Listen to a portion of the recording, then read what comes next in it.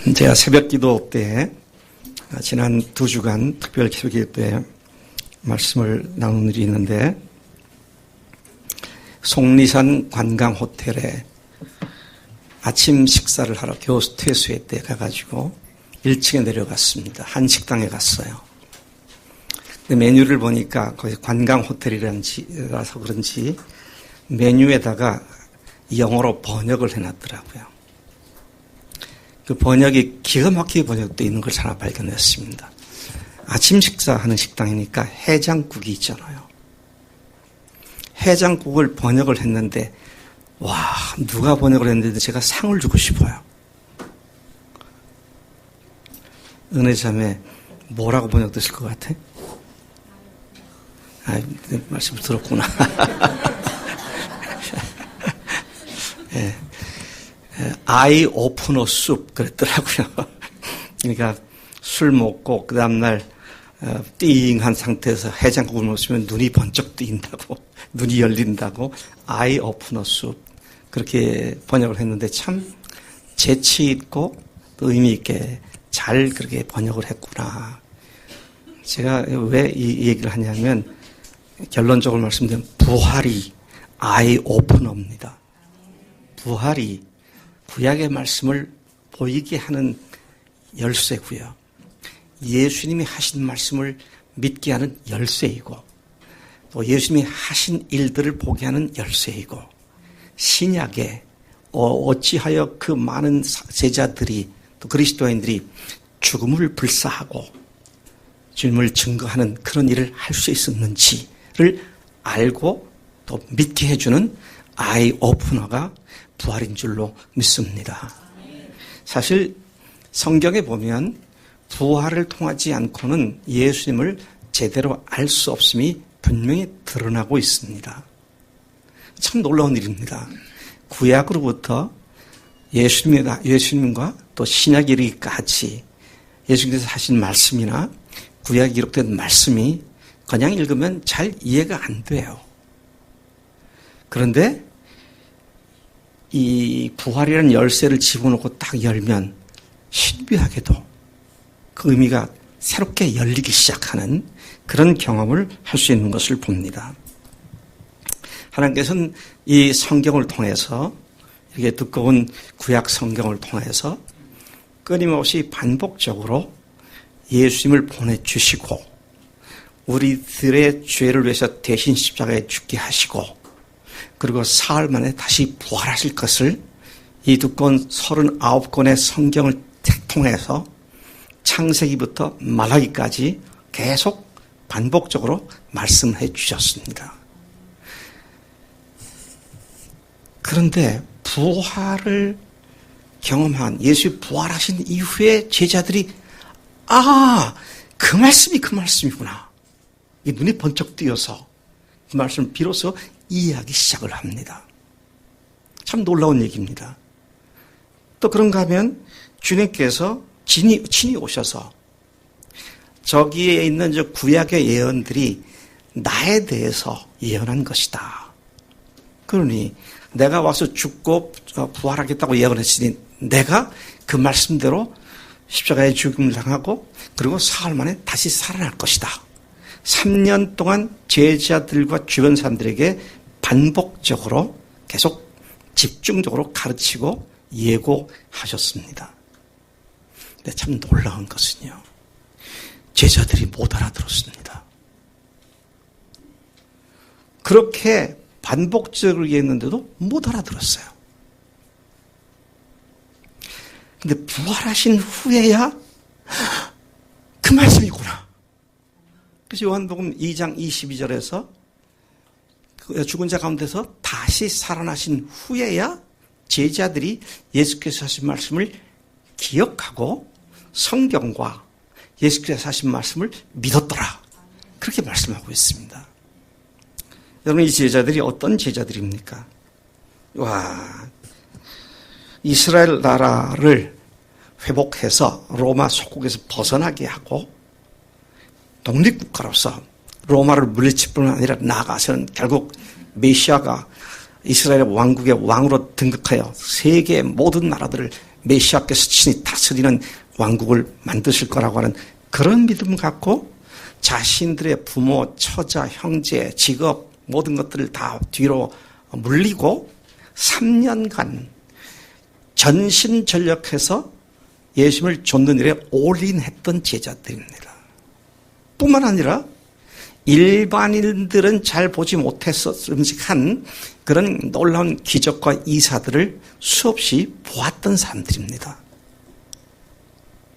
그런데 그들이 그 제자들이 예수님이 부활하기 전까지는 예수님이 6번, 마태복음 12장부터 20장까지 6번씩이나 내가 죽고 사흘 만에 부활할 거다 그러셨는데, 그것이 무슨 뜻인지 모르는 건 차지에 두고 그 말씀하신 것도 기억하지 못하고 있는, 눈이 완전히 깜깜하게 막혔고 귀가 막혀버린 그런 상태에 있었던 것이 부활 전까지의 그들의 상황이었다라는 사실을 보게 됩니다. 또 지난주에 우리가 보셨죠? 지난주에 종려나무 가지를 흔들면서 죽은 나사로를 살리신 사건을, 소문을 들은 유대인들이 정말로 거대한 인파가 몰려들어서 그냥 아우성을 치면서 호산나 주의 이름으로 오시는 이여 하면서 팜트리 잎사귀를 꺾어서 그냥 흔들고 자기들의 겉옷을 벗어서 예수님이 오시는 길에다가 카페팅을 하고 나무 가지를 갖다가 거서 길에다 깔고 그렇게 대대적인 환영을 하고, 그래서 이분이야말로 이스라엘 왕국을 다시 재건하게 될 메시아다 그렇게 환영을 했는데, 지난번에 제가 말씀드린 것처럼 예수님은 전혀 그런 분으로 오신 분이 아니셨기 때문에 얼마나 답답하셨을까 그런 생각을 하게 되는 것입니다. 여러분, 빌라도라고 하는 로마 총독이 유대인들이 잡아온 예수님을 신문을 하는 장면이 나오죠. 겟세마네 동산에 체포당하신 뒤에 그 한밤중에 가야바의 집에 가서 매를 맞으시고 곤욕을 치르시고, 그러고는 빌라도에게 이첩이 돼서 빌라도가 재판을 하다가 골치 아프니까 그걸 갖다 헤롯 왕에 보냈다가 헤롯도 골치 아프니까 다시 빌라도에게 이첩을 해서 핑퐁처럼 왔다리 갔다리 이렇게 이쪽 저쪽 보내심을 당하다가 새벽녘에 빌라도 관정에서 재판을 받으시는 그런 장면을 우리가 만나게 됩니다. 그게 오늘 새벽의 일이었습니다. 2000년 전 오늘 새벽의 일이었습니다. 아니죠. 금요일이었습니다. 오늘 부활절이죠. 이게 제가 시간이 그냥 제가 시간에 구애를 바쳤고 막 다니다 보니까 어딘지 모르겠네요. 그런데 빌라도가 질문을 합니다. 저 유대인들이 네가 유대인의 왕이라고 아우성을 치는데 또 내가 닷새 전에 들어보니까 너를 이스라엘 사람들이 열렬히 환영해서 예루살렘 성 전체가 난리가 났었는데 넌 도대체 누구냐? 네가 유대인의 왕이냐? 그렇게 물었어요. 그러니까 주님께서 대답을 하십니다. 분명하게 대답하셨어요. 뭐라고 대답하셨느냐? 요한복음 18장 36절에 이렇게 말씀하십니다. 내 나라는 이 세상에 속한 것이 아니니라. 만일 내 나라가 이 세상에 속한 것이었더라면 내 종들이 싸워 나로 유대인들에게 넘겨지지 않게 하였으리라. 이제 내 나라는 여기에 속한 것이 아니니라. 세상에 속한 것이 아니다. 여기에 속한 것이 아니다. 내가 말하는 나라는 하나님이 통치하시는 그런 나라를 의미하는 것이다. 이스라엘 왕이 아니다. 자, 그렇게 얘기를 하니까 빌라도가 다시 재치한 묻습니다. 그러면 네가 왕이냐? 유대인의 왕이냐 붙잡고 내가 왕이냐? 그때 주님께서 뭐라고 하셨습니까? Yes, I am the king. 내가 왕이다. 여러분, 요한복음에 보면은요, 예수님이 자신을 지칭하실 때 I am 이란 말을 몇 번 하셨죠? 새벽 기도에 나오신 분들은 들으셨는데 요한복음에 몇 번? 안주연자매 매일 나왔잖아. 나오니 뭐하노? 8번 하셨어요. 근데 예수님께서 비유해서 말씀할 때 I am, 내가 뭐다 나는 생명의 떡이다. 나는 부활이요 생명이다. 길이요 진리요 생명이다. 또는 내가 포도나무다. 나는 선한 목자다. 이렇게 쭉 말씀을 하셨는데 그렇게 말씀하신 것이 아니라 네가 누구냐, 네가 왕이냐 그럴 때 대답하는 말로 Yes, I am the king. 근데 유대인들은 I am이라는 말을 감히 안 쓰잖아요. 왜 그렇다 그렇죠? 하나님의 이름이 I am who I am, I am that I am. 우리말로는 나는 스스로 있는 자다. I am 영어 비동사, 존재동사가 예수 하나님의 이름입니다. 그러니까 I am 나는 뭐뭐다. 이건 하나님을 지칭하는 데 사용된 말이기 때문에 오늘날도 유대인들은 절대로 그 말을 쓰지 않습니다. 근데 요한복음에 보니까 무려 8번씩이나 주님께서 I am the vine, 내가 포도나무다. 근데 여기서는 I am the king 그렇게 말씀하시면서 당신이 온 우주의 인류의 왕이시라는 사실을 선포하고 있는 것을 보게 됩니다. 오늘 우리가 읽었던 본문 말씀도 자세히 보면 참 놀랍고 어처구니 없는 모습을 우리가 보게 됩니다. 저는 요즘 부활로 성경을 보니까 전에 아주 참 멋있고 아름다운 장면을 봤던 것이 얼마나 어색하고 참 답답한 장면이었나. 내가 이렇게 성경을 거꾸로 봤었구나. 그게 지난번 종려 주일에 지난 주일날 그들이 예수님을 대대로 환영할 때 주님께서 이렇게 환영을 받으셨구나. 그렇게 생각했는데 지금 보니까 오해 받아가지고 엉뚱한 분으로 영접하는 그런 장면이라든지 오늘 다시 이 말씀을 다시 보겠습니다. 제가 이게 지난 금요일쯤에 말씀 같이 나왔던 것으로 생각되는데요. 자, 여기 보시면 제자들이 예수님이 제자들이 가르치는 마지막입니다. 그러니까 6월절 이번 주간으로 보면 목요일 저녁이죠. 목요일 저녁 일몰부터 시작해서 한 4-5시까지, 한 4-5시간 동안 말씀을 가르치면서 또 기도도 하시고 그러는데 기도 바로 앞에 16장까지가 가르치시는 것이 기록되어 있습니다. 17장은 가르치신 대로 그들이 교회가 되기를 위해서 하나님과 하나 되기 위해서 기도를 하신 거고요. 16장이 그날 가르침의 마지막 결론입니다. 그 결론 부분에서 맨 마지막에 보니까 내가 세상을 이기었노라 그렇게 선포를 하십니다. 그래서 너희들 담대해라 그렇게 말씀하신 거예요.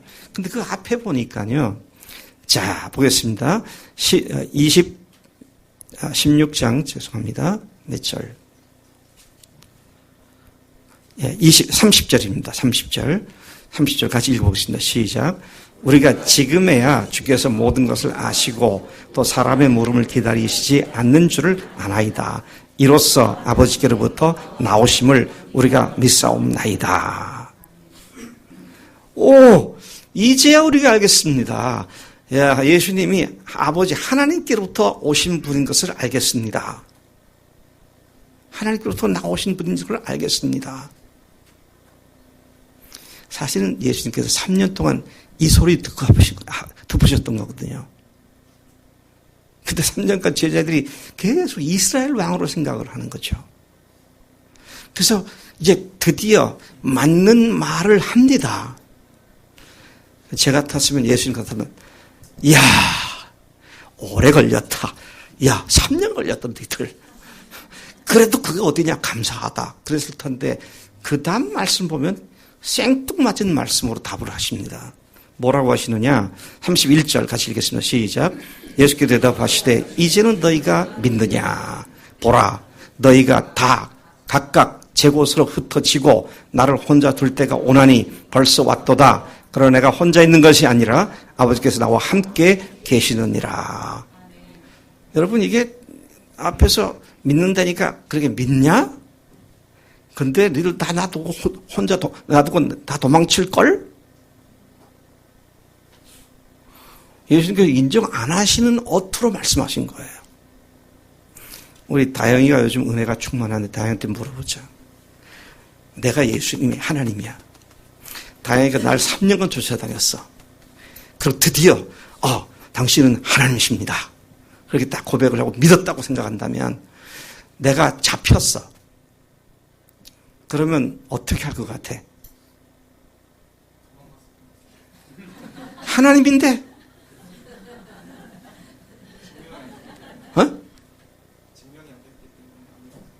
아니, 이제 믿는다고 고백을 했어요. 믿는다고 했으니까.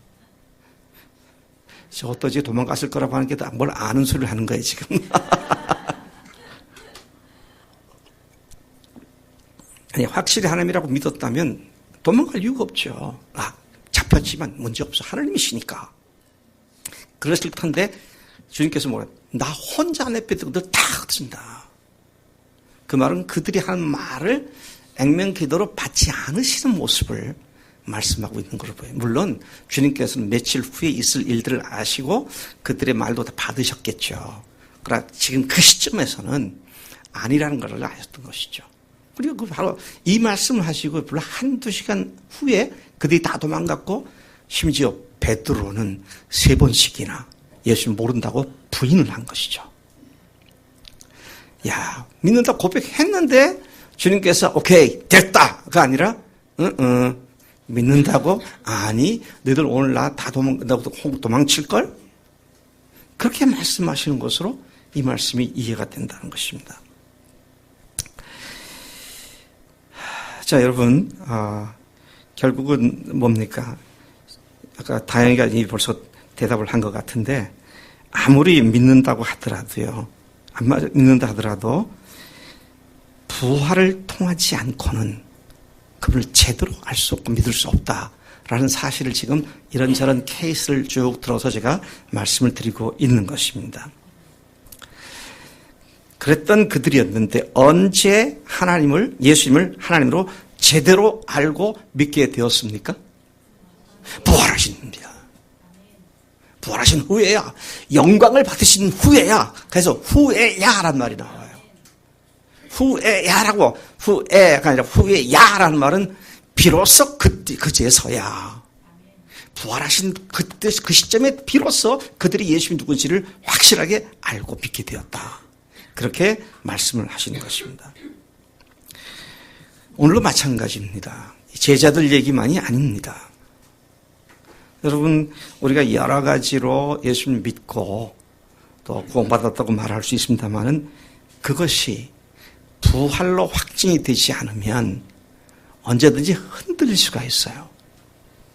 그리고 참 놀라운 것은 십자가의 이야기를 듣고 예수님이 나를 죽으시다니 너무 감사해서 믿는다 고백했던 사람들이 주님께서 말씀하신 말씀대로 살려고 하니까 너무 힘들어서,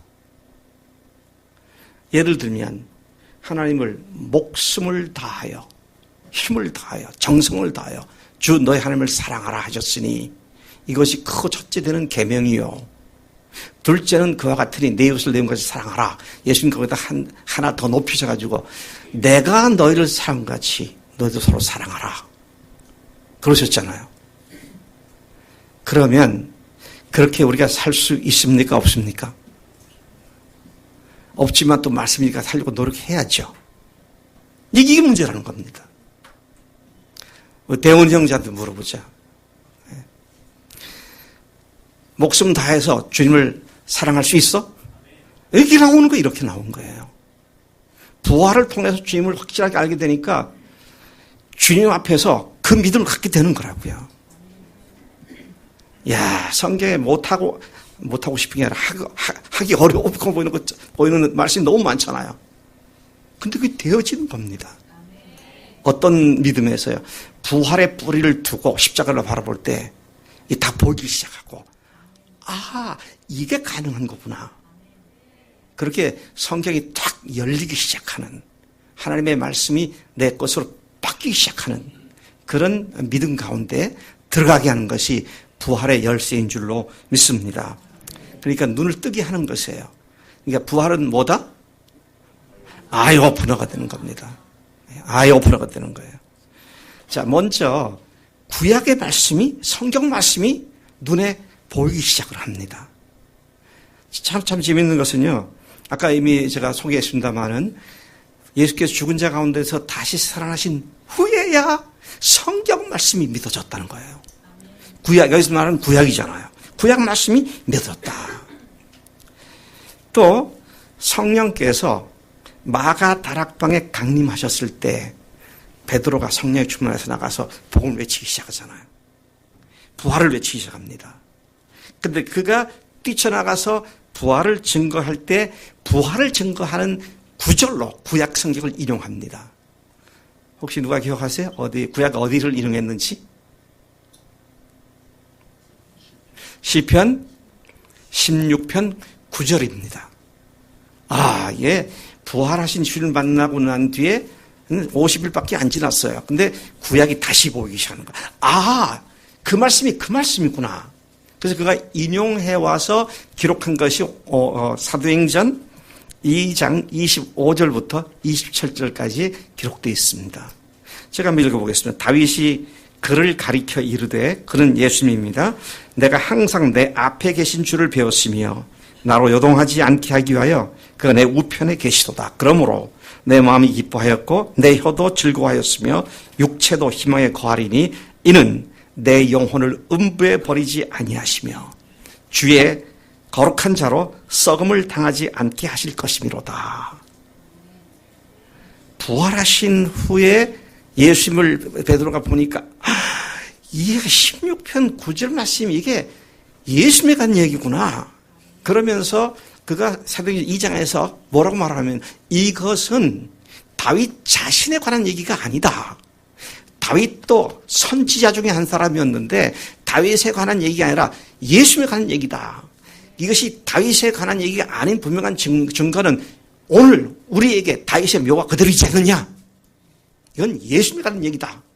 확신을 갖고 큰 대중들 앞에서 이 복음을, 부활하신 예수님을, 성경을 꿰뚫어가면서 이제 증거하기 시작하는 이런 눈이 몇 년 걸려서가 아니라 부활을 통과하고 나니까, 부활을 믿고 나니까, 부활을 보고 나니까 그냥 그 눈이 열리기 시작한 겁니다.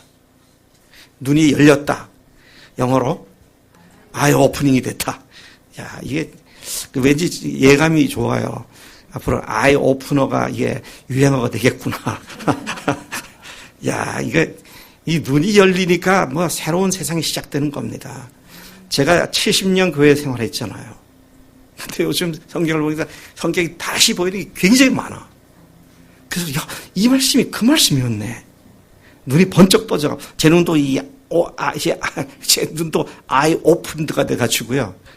이 말씀 볼 때마다 얼마나 재미있고 놀라운지 말이죠. 자, 예수님 자신도 그러셨어요. 예수님 부활하신 후에 엠마오로 가던 두 제자에게 나타나셨습니다.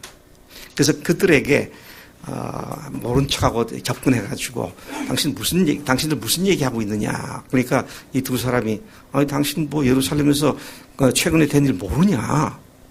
그러면서 이제 예수라는 분이 죽었다가 살아났다 그러는데 우리도 잘 모르겠다. 이거 사실인지 아닌지.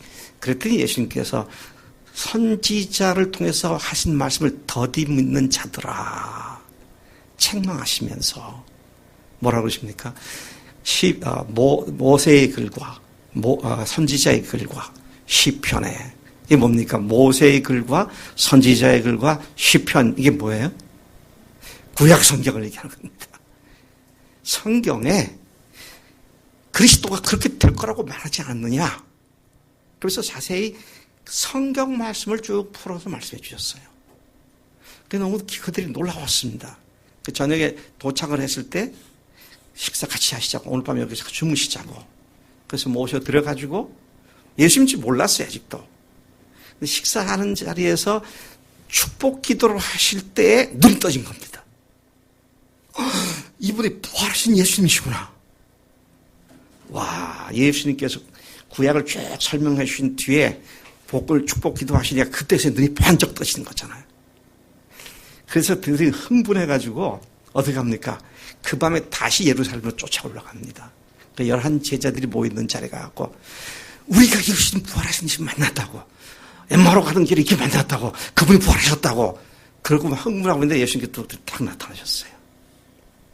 그래고 제자들에게 내가 너희들과 함께 있을 때에 모세와 선지자의 글과 시편에서 메시아가 죽었다가 사흘 만에 살아나야 한다고 내가 계속 가르치지 않았느냐 하면서 그 말씀을 잘 풀어서 설명해 주시니까 그들이 그 예수님 앞에 완전히 굴복하고 마는 그런 결과를 가져오게 되었음을 봅니다. 예수 믿는 것은 뭐 어떻게 하는 거라고요? 주인을 바꾸는 거죠. 내 인생의 주인을 바꾸는 겁니다. 그러니까 뭐 사나 죽으나 뭘 하더라도 예수님이 주인 되셔서 살아도 주를 위해 살고 죽어도 주를 위해서 죽는 그 믿음이 부활을 통해서 십자가를 보고 그 부활을 통해서 보여진 십자가가 나의 죄를 위한 십자가였구나. 이것이 보여지게 될 때, 그리고 그것이 구약 성경부터 쭉 예언됐던 것이구나. 이게 일맥상통에 쫙 관통되어지는 이런 눈이 열리게 되는 줄로 믿습니다. 예. 구약이 보이기 시작하는 눈을 뜨게 했다. 구약의 아이 오프너가 바로 부활이다. 그 얘기죠. 그런가 하면 살아계셨을 때 하셨던 예수의 말씀이 생각나고 비로소 아하, 이분이 그래서 그때 그 말씀하신 거구나. 이게 깨달아지기 시작한 것이죠. 부활하신 후에, 다시 말하면 생전에 하셨던 말씀이 부활하신 후에 기억이 났고 그 말씀을 비로소 믿게 되는. 그래서 예수님의 부활이 예수님의 말씀을 보게 해주는 아이 오프너가 되었다는 사실을 다시 한번 확인하게 된 것입니다. 부활은 예수님이 하나님이시며 그분이 하신 말씀이 무슨 뜻인지를 명확하게 알 수 있는 눈을 뜨게 해주는 역할을 합니다. 그렇기 때문에 기독교에서 부활을 제거하면 기독교는 아무것도 아닙니다. 기독교는 허상입니다. 그래서 우리가 복음이 십자가와 부활이라고 말하는 이유가 부활이 아니면 십자가도 아무 의미가 없기 때문입니다. 왜요? 부활이 아니면 십자가의 죽음이 뭡니까? 정의죄 때문에 죽은 거죠. 다시 말씀드립니다. 제가 여러분들에서 전 죽습니다 하고 죽었어요. 부활합니까? 안 합니까? 안 하지요. 왜 그렇습니까? 지가 지죄에 비해 죽었지. 근데 예수님께서 아무리 놀라운 일을 했어도 부활하지 않았다면 십자가는 it's nothing. 아무것도 아니에요. 아무 의미가 없어요.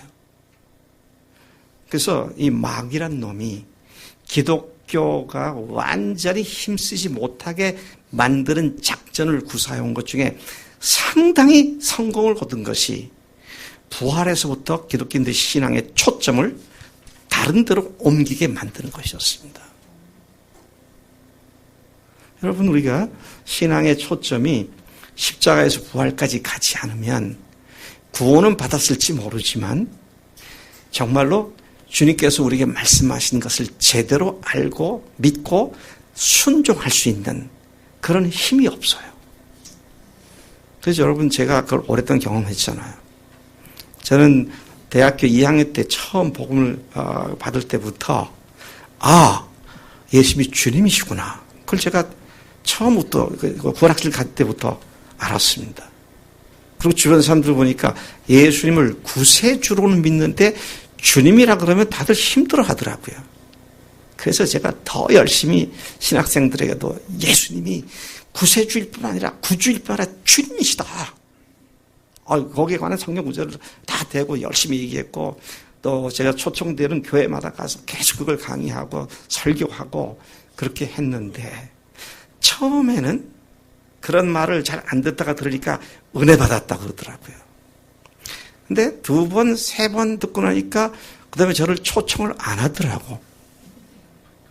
올 때마다 마음이 괴로운 거예요. 그렇게 살려고 노력하는데 안 되니까 거기다 대놓고 다시 그렇게 살한다니까 얼마나 듣기 힘들었겠어요.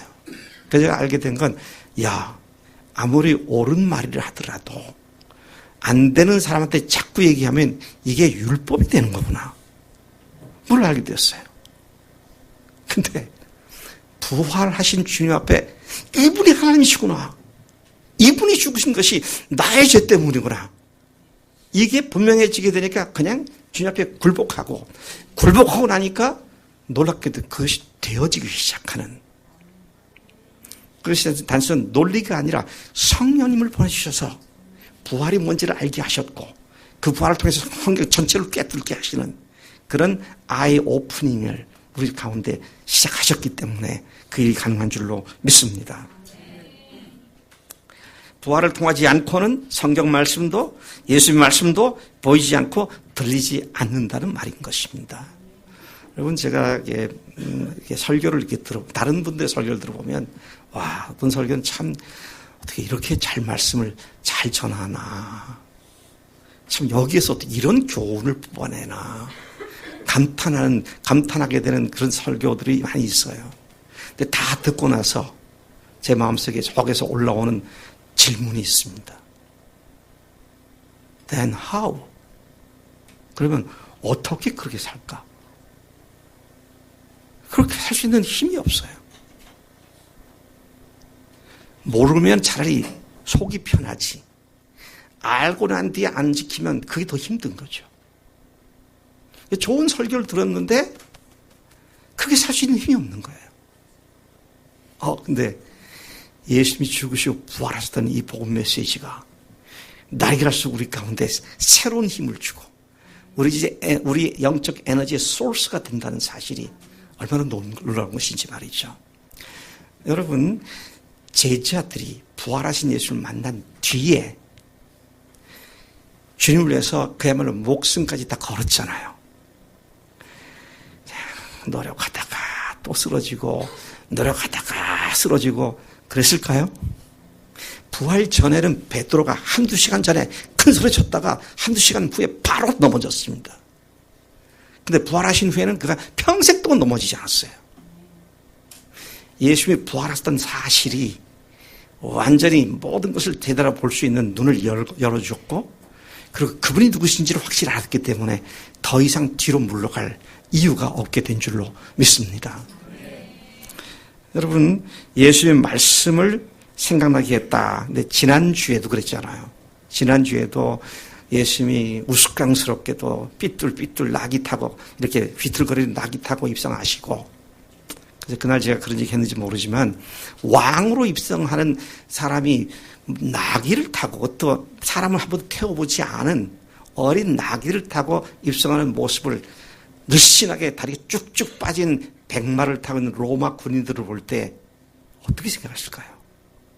저 뭐하는 짓들인가, 웃기는 짓들을 하고 앉았구나, 그냥 그렇게 코웃음 쳤을 거예요. 그런데 주님께서 그걸 다 받으셨잖아요. 그냥 타고 가십니다. 사람들이 또 가지를 흔들고, 제가 단순하게 얘기했지만 자세히 보면요, 앞에서 가고 뒤에서 또 돌아가서 또 사람들이 앞뒤로 왔다 갔다 하면서 찬양하면서 그렇게 하는 그 열렬한 열광적인 환영을 받으셨습니다. 근데 그 일이 있고 난 뒤에 제자들의 그 상황을 몰랐는데요. 그래서 요한복음 12장 16절에 보니까 제자들은 처음에 이 일을 깨닫지 못하였다가 예수께서 영광을 얻으신 후에야 이것이 예수께 대하여 기록된 것임과 사람들이 예수께 이같이 한 것임이 생각났더라.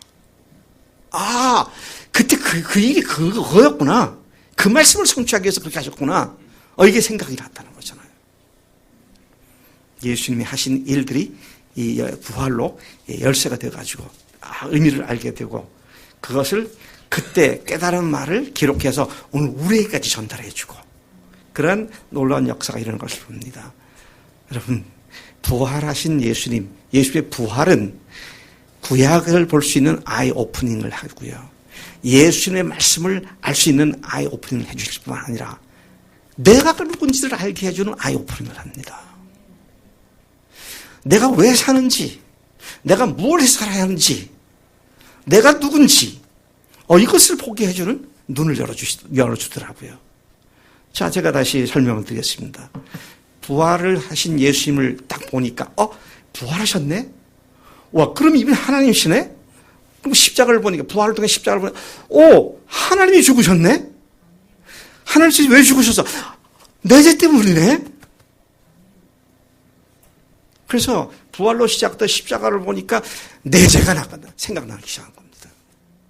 내가 하나님 앞에 얼마나 큰 죄인인지가 알려지게 되죠. 여러분, 우리가 도덕, 윤리적으로 사람들이 잘못하고 이 죄가 아니라 근본적으로 내가 하나님보다 더 높은 죄로 올라가서 자기가 하는 주인 되고 자기가 자기 인생의 주인 되고 자기가 마음대로 사는 이게 하나님 앞에 어마어마한 근본적 죄였구나. 이게 보이기 시작하는 거잖아요. 그 전까지는 천지분간을 못하고 살아왔습니다. 에베소서 2장에서 사도 바울이 뭐라고 했어요? 이 세상 신을 쫓았고 이 세상 풍속과 육신의 정욕대로 살았었다. 그래서 내가 죄와 사망 가운데서 있었다. 근데 부활하신 주님 만나고 쭉 다시 돌아가 보면서 보니까 야, 내가 이런 하나님의 주인이었구나. 그리고 어떻습니까? 이제는 옛날에는 그랬는데 부활하신 예수님을 만난 뒤에는 이제는 그때 거기 있던 자리에서 이렇게 엄청나게 복된 자리로 옮겨졌구나. 그때는 마귀 새끼였는데 강단에서 새끼라 그러면 이상하죠. 근데 뭐라 그래요? 마귀 자녀라 그래요? 우리 안주연 자매를 높여줄 때는 안병규 이해숙 목자의 자제분 이러잖아요. 자녀 그렇죠. 그러니까 마귀한테 딱 맞는 말은 뭔가요? 새끼예요, 새끼예요. 이 나쁜 놈 새끼. 자, 그런데 그런 자리에 있었는데 부활로 예수님을 누군 줄 알고 내 죄가 완전히 다 해결됐고 용서되었고 그러고 이제는 그 사람을 그렇게 믿는 사람을 하나님께서 여기 자리에서 어디로? 하나님의 자녀의 자리로 옮겨 주신 줄로 믿습니다. 와, 이게 얼마나 이게 너무나 감사한 일이죠. 이전에는 마귀가 시킨 대로 했었으면 나도 모르게 속아가지고 내가 내 인생 산다고 하면서 살았는데 보니까 마귀가 시킨 대로 살았는데 이제는 이게 옮겨진 상태에서 보니까 와, 옛날엔 그랬었구나 내가. 아이고 하나님, 지금 생각해도 끔찍합니다. 바울도 뒤돌아보면서 내가 죄인 중에 괴수다. 이전에 믿던 사람 잡아 죽였던 내가 괴수였는데 오늘 내가 나된 것은 천적으로 그런 나를 하나님께 받아주신 주님의 은혜다. 그러면서 과거와 예수님의 십자가 부활로 변화된 자기의 현 위치가 무엇인지를 알고 그 다음에 왜 살아야 하는지도 알게 되잖아요. 와, 이 하나님의 사랑을, 이 주님의 부활을 증거하라고 나를 부활의 증거로 삼으셨구나. 우리가 2주 전 설교가 그거 아닙니까? 하나님 나라가, 이스라엘 나라가 회복되면 이때입니까? 그러니까 그거 니들 알 바 아니고 오직 뭐가 되라? 되리라? 내 증인이 되리라. 아, 내가 살아야 하는 이유가 예수님이 부활하신 증거하는 증인의 삶이구나. 이것이 우리들 속에 하나님께 주신 사명인 줄로 믿습니다. 여러분 이걸 또 다른 각도에서 설명을 들어볼게요. 고린도후서 5장 17절 잘 아시잖아요. 같이 한번 암송해 볼까요? 그런즉 누구든지 그리스도 안에 있으면 새로운 피조물이라 이전 것은 지나갔으니 보라 새 것이 되었도다. 자, 이 말씀이 앞에 그 17절에 제일 처음에 시작되는 게 그러므로 그런즉 therefore 그랬습니다. 그렇기 때문에 그 앞에 내용에 근거해서 뒷말이 나오는 겁니다. 근데 앞에 내용을 보니까 예수님께서 우리를 위해 죽으시고 다시 살아나신 것은 다시는 우리 자신을 살지 않고 주님 위해 살게 하게 합니다. 이제 누굴 보더라도 육체대로 오지 않는다. 하나님을 위해 사는 삶의 목적과 동기가 바뀌어진 주인이 바뀐 삶으로 본다. 그렇기 때문에 누구든지 그리스도 안에 있으면 새로운 피조물이다. 새로 다시 재창조되었다. 재창조되었는데 어떤 창조가 되냐? 이전 것은 지나갔고 보라 새 것이 되었도다 그랬습니다. 이전 게 뭡니까? 이전 게 지나갔다는데 이전 게 뭐예요? 자기가 주인 돼서 자기를 위해 살았던 삶의 목적과 동기와 이유가 자기였던 삶은 지나갔고 보라 새 것이 되었도다. 주인이 바뀌어가지고 완전히 새로운 사람이 되었다는 거잖아요. 여러분 지금 살던 집에서 이사를 가면 그 집이 10년 됐든 지은 지 20년 됐든 상관없이 내가 이사를 가면 그 집을 뭐라 그래요? 새 집이라 그러죠. 왜 새 집입니까? 왜 새 집이에요? 주인이 바뀌었으니까. 주인이 바뀌었으니까. 여러분, 예수님이 내 삶의 주인 되셨으면 내가 사는 이유와 목적이 다 금기로 바뀐 자가 되었잖아요. 그런데 17절까지고요. 18절까지 보니까 그렇기 때문에 이제부터는 우리가 하나님과 세상 사이를 화목하게 하는 직분을 맡은 자가 되었다. 그러니까 그리스도인의 근본적인 직분이 뭐냐? 안 믿는 사람을 하나님께로 인도하는 부활의 증인의 직분을 맡은 자가 되었다. 참 놀랍습니다. 15, 16절은 예수님께서 우리를 죽으신 목적과 이유가 기록되어 있고요. 17절은 그 결과로 우리가 어떤 사람이 되었는데 18절은 그런 사람이 뭘 위해 살아야 하는지를 한 문단 속에 다 들어가 있는 걸 봅니다. 여러분 자신의 위치가 어마어마한 신분상의 격상과 함께 자기의 위치가 이동됐을 뿐만 아니라 평생 동안 내가 전심전력해야 할 사명이 무엇인지를 뭘 통해서 보게 된다고요? 부활을 통해서. 부활이 그렇게 아이 오프너가 된다라는 것입니다.